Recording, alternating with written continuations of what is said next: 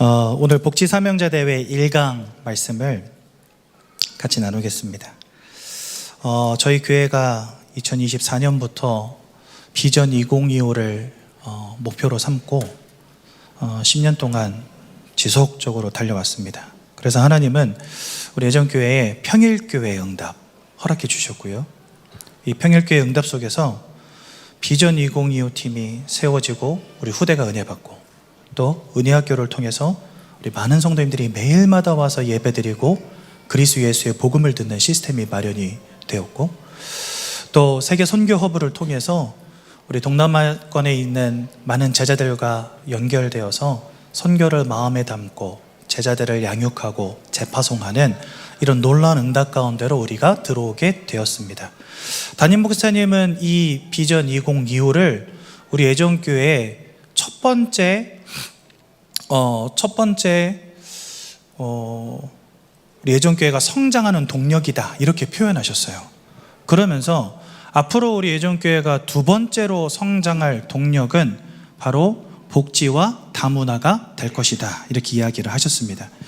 그런 가운데 2025년도를 시작하면서 이제 우리가 복지 전략을 통해서 도시복음화의 응답 누려야 되고, 그것을 위해서 우리가 큰 길, 대로를 수축해야 된다라고 말씀하셨고요.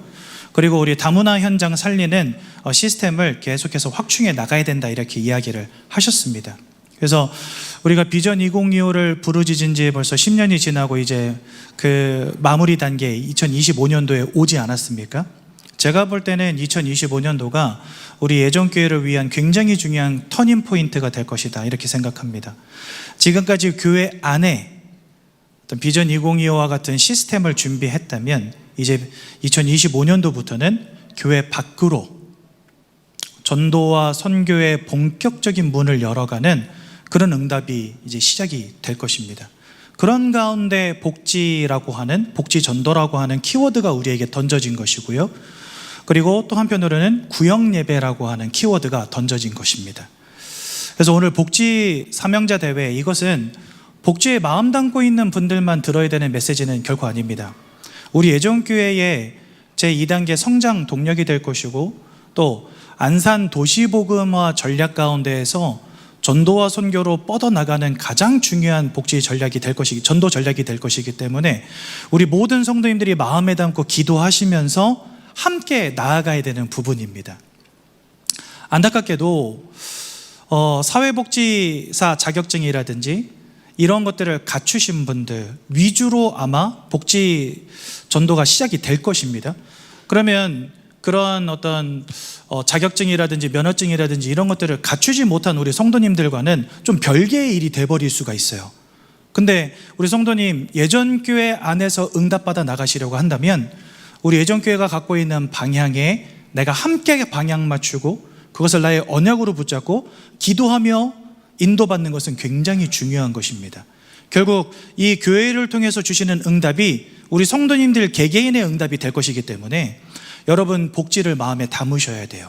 내가 복지 현장에서 헌신하지 못하더라도 하나님, 우리 교회의 복지의 중요한 문을 여셔서 그곳을 통해 안산에 살아가는 수많은 영혼들이 복음 듣는 귀한 역사를 허락해 주옵소서. 여러분들의 마음속에 날마다 그 마음을 담아야 됩니다. 그래서 우리 애정교회가 2025년도 아주 중요한 전환점에 와 있다는 것을 우리 성도님들 기억하시면 좋겠고요. 그 전환점 속에서 가장 중요한 것이 복지 전도 그리고 구역 예배를 통한 현장 전도, 이 두 가지라는 거, 이것을 염두에 두시고 말씀 들으시면 되겠습니다. 오늘 읽은 성경 본문에 보면 어떤 한 사람이 예루살렘으로 가다가 강도를 만나게 됩니다. 강도 만나서 옷도 빼앗기고 가지고 있었던 모든 물건들도 다 빼앗기게 됩니다. 그런데 그때 마침 그 옆으로 제사장이 한 명 지나갑니다. 근데 이 제사장이 그 사람을 도왔습니까? 안 도왔습니까? 안 도왔어요. 그냥 휙 하고 가버렸어요. 그 다음에는요, 레위인이 한 명 또 지나갑니다. 근데 이 레위인도 그 사람을 못 본 채 하고 그냥 휙 지나가 버립니다. 그렇죠? 다만 누구가 그 사람을 도왔습니까? 연약한 사마리아인이 지나가다가 도와주게 돼요. 이때 당시 이스라엘은요, 재정 일치 사회입니다. 종교와 그 다음에 정치가 하나로 뭉쳐져 있는 그런 시대였어요. 그래서 사실 이 제사장과 레위인들이 이스라엘을 이렇게 통치하고 다스리는 존재들이었습니다. 사실은요. 또한 성전에서는 예배를 집례하는 그런 사람들이었죠. 이 두 종류의 사람들이 강도 만난 사람을 지나갔다는 건 뭘 의미합니까? 정치로도 종교로도 도울 수 없었다는 겁니다. 사마리아인이 지나가면서 이 강도 만난 사람을 돕게 되었는데요, 아마도 이 사람이 애틋한 마음을 가지고 그 연약한 사람을 도왔지만 사실 영적인 의미로 볼 때 아무리 좋은 제도와 아무리 좋은 사회복지 보장 제도가 있고 아무리 좋은 복지 전략이 있다 하더라도 그것으로는 강도 만난 이 사람 도울 수 없다는 것입니다. 여러분, 요한복음 10장 10절에 보면 누가 나옵니까? 도적이 오는 것은 모든 것을 빼앗고 죽이고 멸망시키려는 것뿐이요, 이렇게 되어 있잖아요. 여기서 이 도적은 바로 영적 존재 사단을 의미합니다. 흑암을 의미합니다. 근데 이 강도 만난 사람도 똑같아요. 모든 것을 다 빼앗기고 죽기 직전까지 가버립니다. 여기 요한복음 10장 10절에 있는 말씀처럼요. 그러니까 이 강도 만난 사람은요, 사실은 영적으로는 하나님을 잃어버린 한 사람, 흑암에 매어버린 한 사람, 죄악 가운데 빠져버린 한 사람을 의미하는 것입니다. 그런 사람들을 이 나라 정부가, 이 나라의 종교가 도울 수 없어요. 그래서 요 제사장 레위인들이 그 옆으로 지나가지만 사실 강도 만난 이 사람 도울 수가 없었죠. 여러분, 마태복음 16장에도 14절에 보니까 예수님이 이렇게 물으십니다. 사람들이 나를 두고 뭐라고 하느냐? 그랬더니 제자들이 이야기를 해요. 사람들이 말하기를 세례 요한이라고도 하고 엘리야라고도 하고 예레미야나 선지자 중에 하나라고 하더이다, 이렇게 이야기합니다. 그 다음에 예수님이 제자들에게 다시 물으십니다. 너희는 나를 누구라고 하느냐 했을 때 16절에 시몬 베드로가 대답하여 이르되 주는 그리스도시요 살아계신 하나님의 아들이시니이다. 그때 예수님이 엄청 기뻐하셨어요. 바요나 시몬아, 이를 내게 알게 하니는 하늘에 계신 내 아버지시다. 그렇죠? 그러면서 내가 너에게 음부의 권세가 이기지 못하는 권세를 줄 것이고 이 반석 위에 내가 교회를 세울 것이고 네가 땅에서 매면 하늘에서도 매이고 땅에서 풀면 하늘에서도 풀리리라, 어마어마한 축복을 주시죠. 거기 보면 세례 요한, 그 다음에 엘리야, 예레미야, 선지자 여러 이름들이 나오잖아요. 어찌 보면 성경 속에서 하나님이 맡기신 사명을 감당했던 한 축들입니다, 다. 그런데 왜 예수님은 그 이름들이 아니라 오직 그리스도라고 하셨을까요? 여러분, 제가 목사로 여러분들 앞에 서가지고 복음 전하지만 여러분들이 저를 믿어야 구원받는 것은 아닙니다. 여러분들은 그리스도를 발견할 때 구원에 이르게 되는 것이죠. 이렇게 쓰임받았던 많은 사람들도 사실은 구원의 본체는 아닌 것입니다. 오직 우리에게 구원 주실 수 있는 이름은 예수 그리스도밖에 없다는 거예요.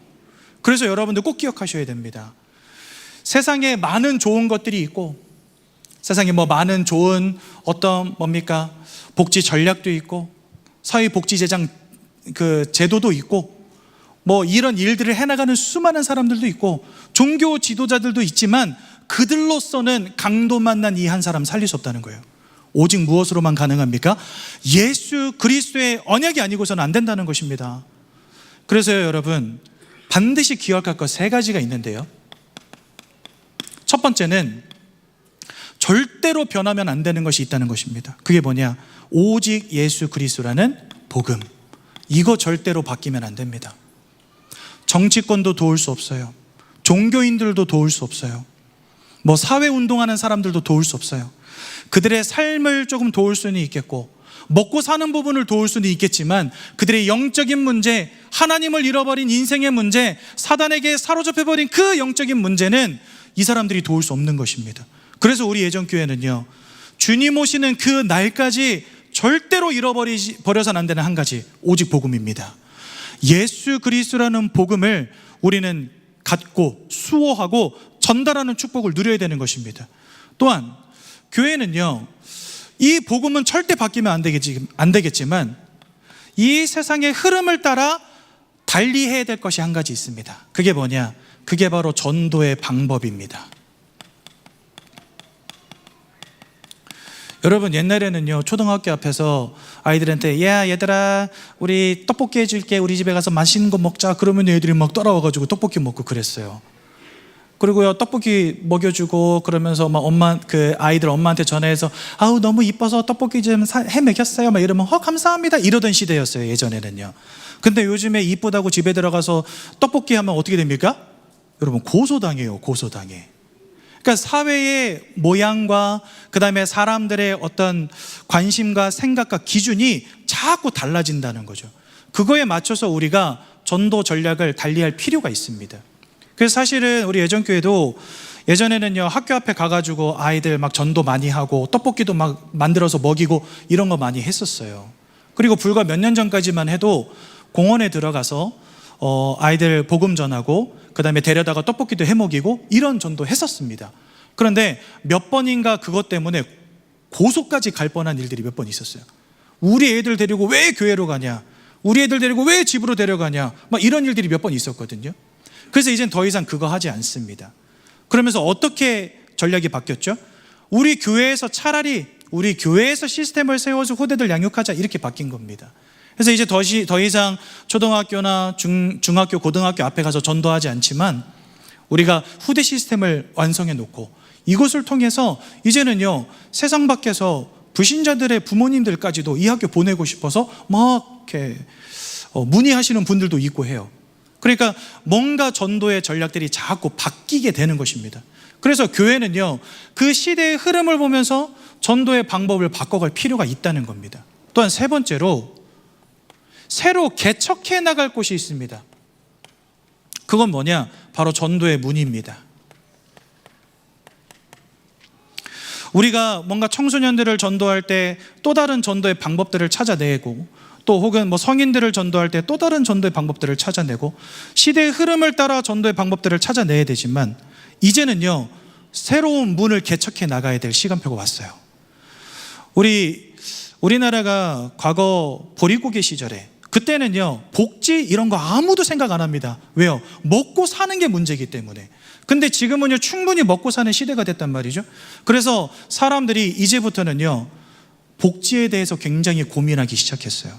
그리고 더 중요한 것은 고령화 시대가 되었다 하지 않습니까? 출산율이 낮아지고요. 과거에는 늙은 부모님을 한 분을 모시려고 하는데 별로 어렵지가 않았습니다. 왜요? 자녀들이 많다 보니까 십시일반하면 충분히 모실 수 있어요. 근데 지금 시대는 어떻습니까? 애를 하나 둘밖에 낳지 않기 때문에 이제 100세 시대가 되었다고 하는데 60세면 은퇴하고 100세 시대면 3, 40년을 이제는 일도 못 하시고 살아가셔야 되잖아요. 그럼 그거 누가 다 부담해야 됩니까? 자녀들이 부담해야 돼요. 그러니까 뭔가 시대가 좋아지면서 이 자녀들이 져야 될 부담감이 엄청나게 높아진 거예요. 그리고 만약에 가정에 좀 장애아가 있다 그러면요, 옛날에는요, 형님도 있고 누나도 있고 동생도 있고 하니까 가족들이 함께 도우면서 케어할 수 있었어요. 지금은 어떻습니까? 형제가 없어. 오롯이 내가 다 케어해야 돼요. 그러다 보니까 지금 사회가 많이 좋아지고 세상이 좋아지고 먹고 살만해졌는데 내가 져야 될 책임과 부담이 높아지다 보니까 노인 복지라든지 장애 복지라든지 이런 것에 사람들이 굉장히 관심 갖기 시작했습니다. 과거에는 그런 관심이 없었는데 지금은요, 관심이 많아져 버렸어요. 그렇죠? 여기가 우리의 중요한 전도의 문이 된다는 것입니다. 사람들이 가지고 있는 필요, 이거를 보자는 거죠. 근데 단순히 우리는 이 복지 전도를 통해서 사람들의 삶을 도와주려고 하는 것은 절대 아닙니다. 아까도 말씀드렸죠. 삶을 도와주는 거는요, 정치인들, 종교인들도 할 수 있어요. 하지만 그 인생의 영적인 문제를 치유하고 하나님을 만날 수 있도록 돕는 것은 사실은 복음 가진 교회가 아니면 할 수 없는 것입니다. 그래서 우리는 이 복지를 전도의 문으로 활용하면서 여기서 계속해서 뭐 하겠다는 거죠? 복음을 통해서 생명을 전달하는 응답을 받겠다는 것입니다. 특히나 지금은 복지라고 하는 것에 대한 관심이 높아졌기 때문에 그 필요를 채워주면서 복음을 전해주자는 것입니다. 그래서 저희 교회가 복지 전도라고 하는 것을 큰 키워드로 딱 들고 2025년도를 출범한 것입니다.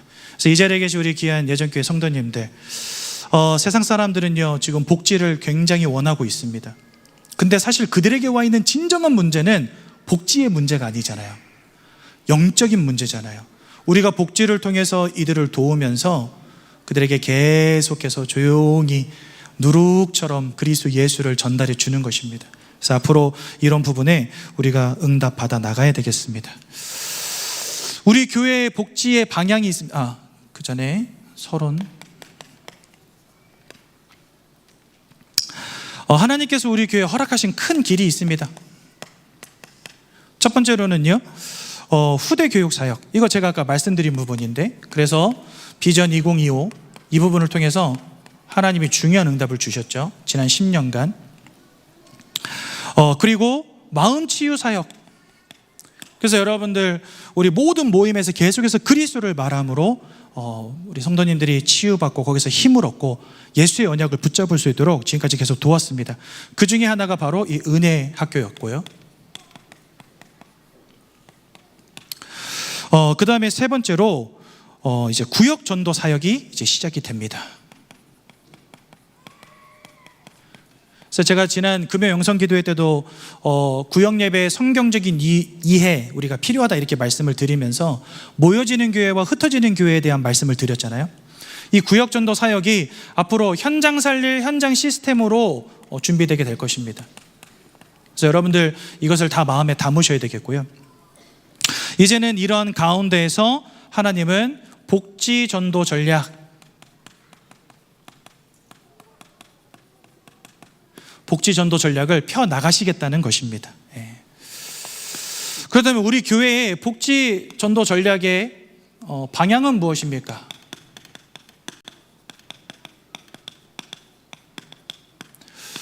제가 안산 예전교회 온 지 13년이 됐는데요. 13년 전에 딱 와가지고 보니까 딱 온 다음에 그냥 제가 알게 된 중직분들 몇 분에게 여쭤봤어요. 우리 교회가 안산에 있는데 이 안산에 다문화 다민족이 많다 하는데 사실 우리 교회에 그 다문화 다민족을 위한 시스템이 있습니까? 이렇게 여쭤보니까 없대요.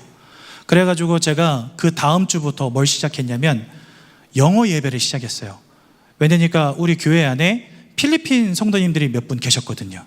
그래가지고 그분들을 모아놓고 영어 예배를 시작한 겁니다. 그게 첫 다문화 다민족의 시작이었어요. 우리 예전교회. 근데 이게 영어 예배 한다니까 필리핀 분들보다 누가 더 많이 왔냐면 청년들이 더 많이 오더라고요. 청년들이 한 30명이 왔어요. 이유인 즉슨 영어로 예배 드린다 하니까 영어 공부하러 가야 되겠다. 근데 딱 2주 만에 다 떨어져 나갔어요.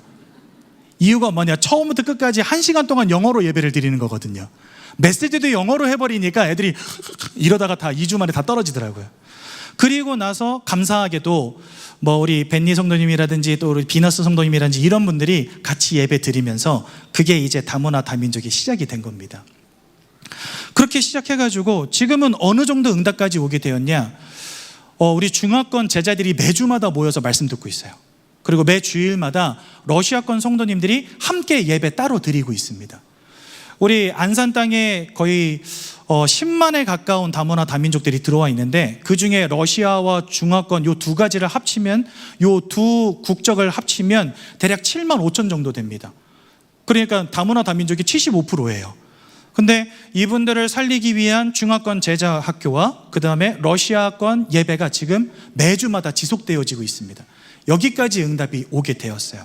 거기다가 더하여서 2024년도에는 그래서 이 교회 내에서 사실은 저희가 지금까지 노인복지라든지 그 다음에 사랑부 그리고 다문화 이런 부분들을 아름아름 여러분들이 알게 모르게 사역들을 지속해 왔습니다.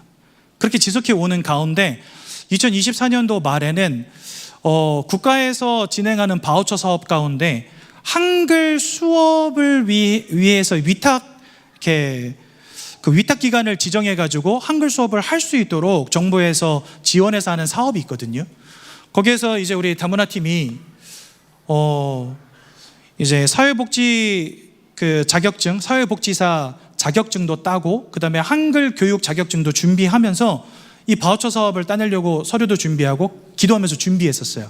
근데 감사하게도 2024년도에 꿈꾸는 다문화 학교라고 하는 그 위탁 사업이 저희 다문화팀에 딱 주어지게 됐습니다.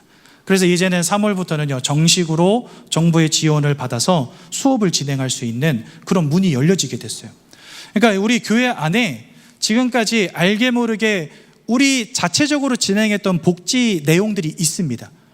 국가로부터 인정받지 못했고 국가로부터 지원받지 못했지만 교회 안에서 진행되어졌던 복지 사역들이 있었단 말이죠. 근데 그러한 것들이 이제는 조금씩 정부의 지원과 정부의 인정 속에서 마음껏 복지 사역을 해나갈 수 있는 문들을 하나님이 지금 열어가고 계세요. 그래서 앞으로의 목표는 이 교회 내에 있는 이 복지 사역들을 점점 더 국가가 인정하고 국가가 도움을 주는 기관들로 바꿔나가는 것이 저희들의 목표입니다.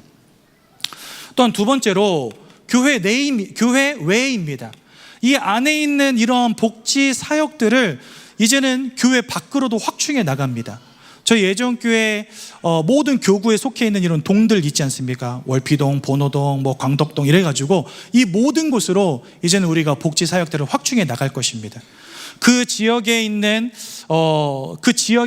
어떤 색깔, 그 지역에 두드러진 문제, 이런 것들을 보면서요, 도울 수 있는 복지 사역들을 확충해 나갈 것입니다.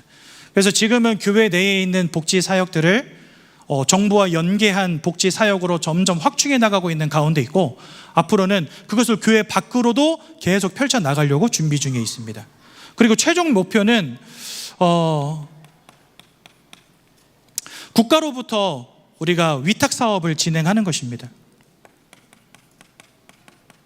좀 큰 사업들이 있잖아요. 병원을 건립한다든지 요양원을 운영한다든지 하는 이런 부분들까지도 저희가 기도하며 준비하고 있습니다. 담임 목사님이 하시는 이 세 가지를 망라하는 딱 한마디가 뭐냐, 태어날 때부터 천국에 이르시는 그 날까지 교회에서 책임지겠습니다, 이렇게 말씀하셨거든요. 그게 뭐냐, 우리 교회가 갖고 있는 복지의 방향입니다. 그래서 태어나서 어렸을 때부터 복음으로 언약으로 준비되어지고, 그 다음에 내 노후도 교회 안에서, 천국 가는 그 날까지 교회 안에서 모든 것들을 교회가 도울 수 있게끔 준비해 나가겠다는 것입니다. 그래서 교회 내에서는 노인과 사랑부와 다문화, 교회 외에도 이러한 시설들을 확충해 나가고, 종국에는 국가 위탁 사업으로 큰 요양이라든지 그 다음에 시립병원이라든지 이런 부분들까지도 우리가 응답받을 수 있도록 기도하면서 준비하고 있습니다. 근데 사실 이것은 우리가 한번 해보자, 요즘에 사람들이 복지를 원하니까 해보자, 그런 의미로 시작하는 것은 절대 아닙니다. 하나님께서 성경을 통해서 예수님이 하셨던 복지 전도를 이미 보여주셨어요. 예수님, 오늘 누가복음 10장은 70인 제자들이 현장으로 나갔다 온 다음에 예수님과 같이 모여있는 자리에서 나온 말씀입니다. 예수님께서 70인의 제자들을 현장으로 둘씩 짝지어서 다 보냈어요. 그러면서 뭐라고 말씀하시냐면, 각 집마다 들러서 평안을 빌라, 이렇게 되어 있습니다. 왜 평안을 빌라고 하셨을까요? 평안함이 없어요. 하나님을 잃어버린 채 평안함을 잃어버렸어요. 그래서 그런지 몰라도 누가복음 16장에 보니까 내가 세상이 줄 수 없는 평안함을 너에게 주겠다, 이렇게 말씀하십니다. 이 평안함은 세상이 줄 수 없는 평안함입니다. 그러니까 이 땅을 살아가는 수많은 사람들이 평안함을 잃어버린 채 살아갑니다. 왜요? 하나님만 주실 수 있는 평안함을 잃어버렸거든요. 그리고 영적인 문제 가운데 이사야서 60장에는 흑암과 어둠이 온 땅과 만민을 덮었다, 이렇게 되어 있는데, 하나님이 주시는 평안을 잃어버리고 흑암에게 사로잡힌 결과로 모든 사람들의 마음과 생각과 삶과 육신이 다 무너져 있는 거예요. 그러니까 예수님이 가는 곳마다 가장 먼저 평안함을 빌라. 근데 이 70인의 제자들이 나갔다가 들어오니까 어떤 고백을 합니까? 예수님, 예수의 이름이면 귀신들도 항복하더이다, 이렇게 이야기합니다. 그 말은 뭐죠? 평안을 빌기 위해서 각 가정마다 들어갔는데, 들어가 보니까 흑암의 역사, 귀신의 역사, 사단의 역사가 가득 참을 제자들이 보게 된 겁니다. 우리가 연약한 영혼들을 도와야 되는 이유가 무엇이겠습니까? 마음과 생각이 무너진 자들을 도와야 되는 이유가 무엇이겠습니까? 국가로부터 인정받은 복지기관을 설립해서 수많은 사람들에게 복지 혜택을 주고자 하는 궁극적인 이유가 무엇이겠습니까? 주님이 제자들에게 보여주고 싶었던 것은 하나님을 잃어버린 곳에서 평안을 잃어버린 세상을 보기 원하셨고, 귀신과 흑암의 역사 가운데 눌린 세상 사람들을 보기를 원하셨거든요. 우리는 이 복지 전도를 통하여서 진짜 하나님을 잃어버린 채 영적으로 방황하고 죽어가는 세상 현장을 보며 그들에게 오직 예수를 증거하는 응답 가운데로 들어가야 될 줄로 분명히 믿습니다. 그래서요, 주님이 가장 먼저 보여주신 게 바로 이 무너진 인생들입니다.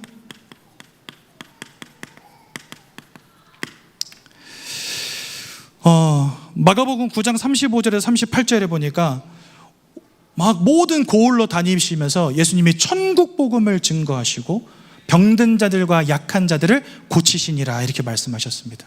그렇죠? 주님께서 사실은 성경에서 하신 일이 뭐냐? 약하고 연약한 자들, 병 가운데 있는 자들, 그들에게 가셔서 천국 복음을 증거함으로 그들의 인생을 치유하는 사역을 보여주셨어요. 제자들을 데리고 각 고을로 다니면서 연약한 자들이 얼마나 많은지, 그 중에서 고통당하는 사람이 얼마나 많은지를 보여주셨던 것입니다. 그렇죠? 또한 두 번째로 실패의 근본 원인이 무엇인지를 보여주셨습니다. 왜 이 사람들의 인생이 이렇게 무너질 수밖에 없었는지, 왜 이 사람들의 인생이 저렇게 불행과 고통 가운데 휩싸일 수밖에 없었는지 그것을 보여주신 것입니다. 누가복음 10장 1절에서 20절은 70인들을 내보내신 것이고, 그들이 돌아온 다음에 말할 때 나도 분명히 하늘에서부터 이 사단이 타락하는 것을, 번개처럼 떨어지는 것을 나도 보았노라 이렇게 말씀하십니다. 즉 사람들의 인생에 평안함이 없고 고통이 따를 수밖에 없었던 궁극적인 이유가 이 땅을 장악한 사단과 귀신의 무리들이었다라고 주님도 말씀하시는 거죠. 빌립 집사가 저 사마리아 땅에 들어갔을 때 그리스도 예수를 증거할 때 어떤 일이 벌어졌습니까? 많은 사람으로부터, 귀신 들린 사람부터 귀신이 떠나가게 되고, 중풍병 걸린 사람들이 낫고 안진뱅이들이 일어나며 그 성에 기쁨이 충만하게 되었다 이렇게 말씀하시잖아요. 그러니까 사람들에게 인생의 무너짐이 올 수밖에 없었던 근본 원인이 바로 하나님을 잃어버리며 흑암의 역사가 지속되고 있는 결과다고 예수님은 보여주신 것입니다. 그러니까 우리 이 자리에 계신 복지 사명자분들, 또 우리 귀한 예전교회 성도님들도 이 두 가지를 보셔야 됩니다. 그렇죠? 그 다음에 세 번째로, 이렇게 무너진 인생들이 무너질 수밖에 없는 근본 원인을 보여주신 이유가 무엇이겠습니까? 복음이 아닌 다른 노력들이 이들을 근본적으로 치유할 수 없음을 우리에게 보여주시는 것입니다. 우리도요, 복지 전략을 펴나가면서 굶주린 사람 배부르게 해주고, 연약한 사람 좀 힘주고, 마음에 상처 있는 사람 좀 치유해주고, 그것 때문에 우리 이거 하려고 하는 것이 절대 아닙니다. 그분들이 인생이 실패하고 마음이 무너지고 생각이 무너질 수밖에 없었던 근본 원인을 알기에 그 인생을 향하여 답을 주고자 하는 것입니다. 이 땅에 복지는요 굉장히 잘 돼 있습니다. 그렇죠? 복지가 없어서 사람들의 인생이 무너지는 게 절대 아닙니다. 예전에 담임 목사님이 한번 그런 얘기 하신 적이 있어요. 호주는 사람들이 일을 안 해도 매월 돈을 받는데요. 일을 못해서 돈을 못 벌고 그것 때문에 불행한 인생 되지 말고, 일을 못하더라도 최소한 인생을 누릴 수 있도록 돈을 준다는 거예요. 그럼 여러분 그 돈을 저축한다든지, 우리 여기 계신 많은 성도님들 같으면 그런 돈이 오면은 그 돈 다 저축해가지고 나중에 목돈 만들고 이런 생각 하실 거잖아요. 근데 이 사람들이 그 돈을 받고 그 돈으로 마약을 한다는 겁니다. 뭔가 복지가 잘 되어 있으면 사람들이 인생의 질이 좋아지고 뭔가 행복해질 것 같잖아요. 그렇지 않다는 겁니다. 돈이 가치 없다는 것이 아니라 사람들은요 그 인생이 흑암의 역사 가운데 무너지고 있는 것이지 돈이 없어 무너지고 있다는 게 절대 아니에요. 우리가 복지 전도를 기도하면서 준비하는 이유는 그들에게 뭔가 복지 혜택을 드리기 위한 게 아닙니다. 그것은 겉표면으로 보여지는 모습일 뿐, 가장 중요한 것은 그 사람의 인생이 무너질 수밖에 없었던 근본적 원인을 이 복지 전도를 통해서 우리가 해결해 주려고 하는 것입니다. 세상의 노력이 가치 없는 것은 아니나 그것이 영적인 문제를 치유할 능력은 없다는 사실. 그러므로 우리는요 절대로 박혀선 안 되는 이 복음을 가지고 이 복지 전도의 문을 열어가는 것입니다. 모든 사람들을 살리기 위하여, 안산 땅을 살리기 위하여. 여러분, 안산이 70만 명인 거 아시죠? 그 중에 몇 프로가 장애인일 것 같습니까? 네, 대략 5%가 장애인이라고 합니다. 그러니까 모든 장애인들의 숫자를 합하면 3만 5천 명 정도가 된대요. 무려 3만 5천 명입니다. 그러니까 어마어마하게 많은 사람들이 복지 대상자로 이 땅에 살아가고 있다는 거예요. 근데 사실 복지 대상자는 장애인뿐만 아니잖아요. 노인도 계시고, 그렇죠? 그 다음에 부모가 없는 고아 가정도 있고, 이 모든 것들을 우리가 복음 가지고 들어가겠다는 겁니다. 그러니 여러분, 이 복지 전도가 사실은 엄청나게 큰 문인 것입니다. 세상은 답을 줄 수 없기 때문에 주님은 이 땅에 무너진 인생들을 보여주시고 그 근본 원인이 뭔가를 우리에게 깨닫게 해주시는 겁니다. 우리가 먼저 이것을 보고 그리스도 예수로 답을 줄 수 있어야 되겠습니다. 그래서요, 우리 모든 성도님들은 이 복지 사명자로서의 중심을 좀 갖추셔야 되겠습니다. 우리가 바로 기도하고 바로 응답받으려면 하나님께서 우리에게 원하시는 복지 사역이 뭔지를 바로 깨닫고 그것을 우리 중심에 담아야 되는 것입니다. 첫 번째로는 영적인 확신입니다. 진짜 창세기 3장의 근본적 문제, 특히 이 원죄로 인한 문제의 시작이 되었다는 것과 이 원죄로 말미암아 이 땅의 모든 사람들의 실패가 와 있다는 사실, 그러므로 이 원죄의 근본적인 문제와 이 실패는 오직 예수 그리스도로만 치유될 수 있다라고 하는 영적인 확신이 여러분들 속에 있으셔야 됩니다. 네. 참 감사하게도요, 저는 복음 외에는 다른 거 모르기 때문에 뭔가 영적인 문제에 걸려있다 이런 분들 보면요, 그냥 뭐 다른 거 안 합니다. 무조건 그리스도, 그리스도만 해버립니다. 왜요? 그래야 그 인생이 그리스도로 말미암아 치유되어지고 회복되어질 테니까. 예전에 저희 어머니가 한번 저한테 연락하더니 그러시는 거예요. 아들, 내가 필리핀 아줌마 하나 만나고 있는데 가서 복음 좀 전해줘. 그래가지고 갔더니 한 5번을 만나셨어요. 5번을 만나셨는데 한국말을 잘 못해요. 근데 제가 가서 영어로 복음을 전해줬더니 다 안 돼, 자기가. 그래서 웃지 않은데, 그러니까 목사님 어머니가 오셔가지고 자기 뭐 보면 그리스도 하셨대요. 참 이게 뭔 소린가 하고 있었는데 희한하죠. 복음이 이해가 되더래요. 자기가 한국말도 모르는데.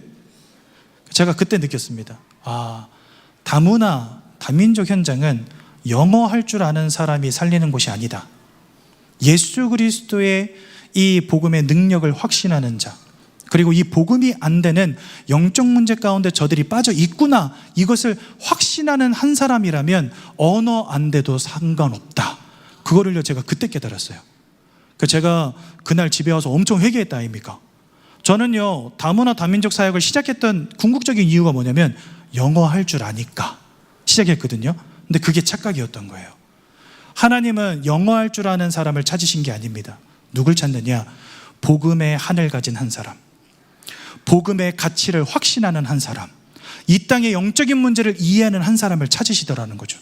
이 자리에 계신 우리 모든 예전교회 성도님들이 복지 현장에서 쓰임받을 수 있습니다. 또 영적으로 무너져서 고통당하는 영혼들을 살릴 수 있습니다. 왜요? 여러분들의 영안이 열려져서 이 땅의 영적인 고통이 보여지고 그것의 유일한 해답 되신 그리스도가 보여졌다면 하나님은 여러분들의 인생 통해서 역사하실 줄로 분명히 믿습니다. 그래서 우리는요, 영적인 확신을 가져야 되고요, 두 번째로 측은지심을 가져야 됩니다. 안타까운 마음을 가져야 된다는 거죠. 얼마 전에 금요영성기도에서 어떤 집사님이 자기가 이렇게 그 발달장애 센터에서 일하시면서 거기에서 한 6명 정도가 이렇게 예수 영접했다, 제가 그 이야기를 들었거든요. 근데 이분이 저희 교회 사랑부에서도 지금 헌신하고 계세요. 그러니까 어떤 그 영혼을 사랑하는 마음이 있으시더라고요. 근데 여러분, 사실 우리가 측은지심을 느껴야 될 부분이 어딜까요? 자폐아이가 있다 그러면 그 자폐증에 대한 우리가 측은지심을 가져야 될까요? 아니요. 여러분, 제가 질문 한번 하겠습니다. 부자가 있고 정신병자가 있고 거지가 있다. 누구에게 먼저 찾아가서 복음 전하시겠습니까? 그러면 대부분 누구라고 말하냐면 정신문제자에게 가장 먼저 가서 복음 전한다라고 대답하세요. 80% 이상이 그렇게 대답하세요. 나머지 20%는 거지한테 간다. 부자는요, 거들떠도 안 봐. 부자에 대한 측은지심은 안 생기시나 봐. 왜? 잘 먹고 잘 사니까. 못 먹고 못 사는 거에 대해서 측은지심 가지시면 안 됩니다, 여러분들. 영적인 세계를 볼 수 있다면 하나님을 잃어버린 그 영혼을 향한 측은지심이 있으셔야 돼요. 사실 이 세 종류의 사람들 가운데 누구한테 가장 먼저 가야 된다, 그 우선순위가 없어요. 부자가 됐든 정신문제자가 됐든 거지가 됐든 지금 당장 만나야 됩니다. 왜요? 하나님을 잃어버린 그 인생의 근본적 문제에 다 걸려있기 때문에. 한 사람은요 조금 삶이 나아요. 한 사람은 마음이 무너져 있고 한 사람은 삶이 완전히 무너져 있어요. 하지만 그 사람들에게 동일하게 와 있는 근본적 영적인 문제, 이거 볼 수 있어야 된다는 거예요. 여러분, 다른 것에 측은지심 갖지 마십시오. 연약하여 힘이 없고 삶이 무너진 그들을 보면서 우리가 그것을 안타까워해야 되겠지만, 그거보다 가장 먼저 안타까워해야 할 것은 뭐냐? 그 사람들의 영적인 무너짐, 마음의 무너짐, 삶의 무너짐이 올 수밖에 없었던 근본 원인에 대해서 측은지심을 가지셔야 된다는 거예요. 그러지 않으면요 우리가 사역의 방향과 기준을 잃어버립니다. 그냥 저 사람이 무너진 삶이 부족, 그게 안타깝잖아요. 그러면 삶을 도와주는 데 집중하게 돼요. 근데 그 사람이 하나님을 잃어버린 것이 안타깝잖아요. 만날 때마다 복음이 나가게 됩니다. 그래서 여러분들, 우리는 올바른 측은지심 가져야 됩니다. 그 영혼을 향한, 하나님을 잃어버린 영적인 허무함과 고통을 향한, 흑암의 권세에 사로잡힌 그 인생의 근본적 문제를 향한 측은지심이 있어야 됩니다. 그러다 보면은요 사실은 모든 사람들이 다 이 복지의 대상자인 거예요. 그렇죠? 영적 복지의 대상자인 거예요. 우린 측은지심을 가져야 되는 것이고요. 세 번째, 가장 중요한 것은 또한 현장을 지속하는 것입니다. 여러분, 영적 확신, 우리가 영적으로도 복음에 대한 확신을 가져야 되는 것이고, 측은지심은 뭡니까? 우리의 마음과 생각 속에도 이 하나님이 맡겨주신 사명과 그 다음에 영혼을 사랑하는 마음으로 가득 차야 된다는 것이고요. 또한 현장을 지속하라는 건 뭡니까? 우리의 삶을 하나님 아버지 앞에서 바로 세워야 된다는 것입니다. 시작은 누구나 할 수 있는데요 모든 사람이 결론을 보는 것은 아닙니다. 왜요? 지속하지 못하고 떨어져 나가거든요. 그래서 여러분들은 여기에 마음을 담고 끝까지 지속할 수 있어야 됩니다. 근데 우리가 끝까지 지속하려면 지속할 수 있는 힘이 필요해요. 그래서 여러분들 언제나 예배와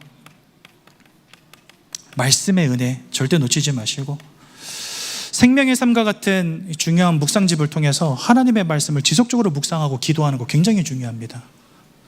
그리고 가장 중요한 거, 여러분들의 사명을 발견하셔야 됩니다. 나를 이 현장에 세우신 이유가 뭘까? 하나님이 이 예전교회를 왜 복지 전략 가운데를 인도하셔서 나를 그 중요한 현장에서 두셨을까? 하나님이 나에게 주신 사명과 이면 계약을 찾아야 됩니다. 뭔가 오늘 오전 예배하고도 많이 일맥상통하지요. 우리 안에 있는 돌들을 제하라는 것입니다. 한마디로 복지 대상자들이 마음껏 주의 복음을 듣고 이 교회로 올 수 있도록 대로를 수축하는데, 그 가운데 있는 나의 돌들을 다 제하라는 것입니다. 하나님의 언약을 확신하고 하나님의 은혜 가운데에서 영혼 사랑하는 마음을 품고 이제는 지속할 수 있도록 영적인 힘을 계속해서 공급받으라는 거죠. 결론입니다.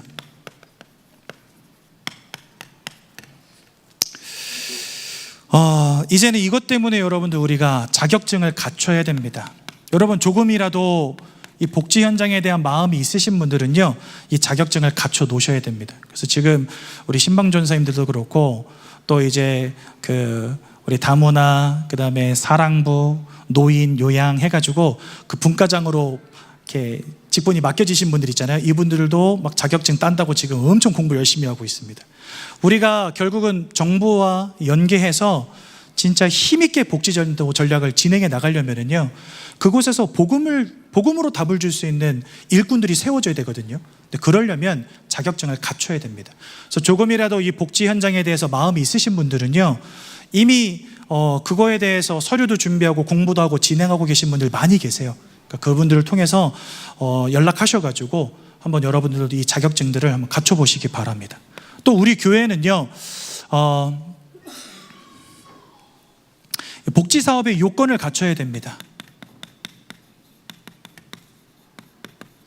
사실 정부가 뭔가를 일을 맡길 때는 맡길만 해야 되잖아요. 그렇죠? 그렇기 때문에 우리 교회가 지금 계속해서 이렇게 눈에 보이지 않게 보이게 이렇게 사역을 해왔던 것입니다. 이러한 것들이 쌓이고 또 준비되어지다 보면 그때 이제 정부와 연계해서 우리가 복지 사역을 좀 힘있게 해나갈 수 있는 거죠. 그리고 세 번째로 역량을 키워 나가야 됩니다. 그렇죠? 그래서 우리가 계속해서 이런 사역들을 교회 안에서 진행하면서 뭔가 우리만의 노하우도 쌓고 그 다음에 이런 사람들을 경험하고 하면서 누가 오든지 도울 수 있는 그런 역량을 준비해야 됩니다. 오늘 복지 사명자 대회를 통해서 예수님이 하신 복지 전도를 통해 우리가 진짜 마음에 담고 나아가야 될 것이 무엇인가 좀 깨닫게 해주셨고요. 복지라고 하는 것이 왜 중요한 키워드이고 우리 교회가 복지 전도를 왜 준비하고 있는가, 이 부분에 대해서 좀 말씀을 나눴습니다.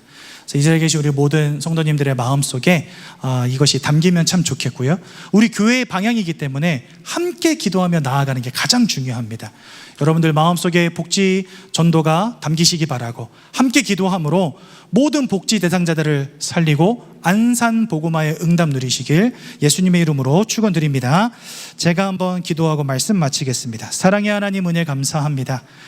우리 복지 사명자 대회를 통해서 앞으로 우리 예전교회를 통해 하나님이 하실 복지 전도의 기도의 제목들을 함께 가지고 같은 방향을 가지고 함께 기도하며 나갈 수 있도록 우리 모든 성도님들을 축복하여 주셔서 하나님, 이제 이 복지 전도를 통해 안산을 살릴 큰 전도의 문들이 열려져 나가게 하시며 우리 마음속에 영적인 확신을 주사 오직 예수를 증거함으로 그들을 살리는 최고의 응답 누리는 우리 예전교회 될 수 있도록 인도하여 주옵소서.